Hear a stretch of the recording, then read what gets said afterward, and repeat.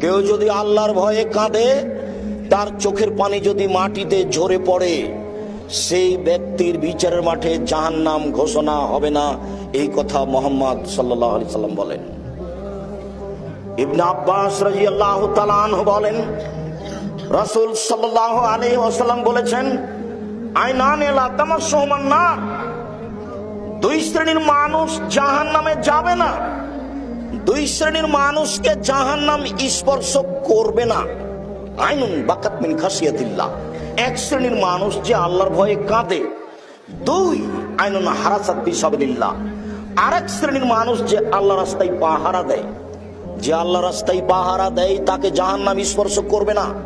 যে আল্লাহ, কেউ যদি আল্লাহর ভয়ে কাঁদে, তার চোখের পানি যদি মাটিতে ঝরে পড়ে, সেই ব্যক্তির বিচারের মাঠে জাহান্নাম ঘোষণা হবে না। এই কথা মুহাম্মদ সাল্লাল্লাহু আলাইহি সাল্লাম বলেন।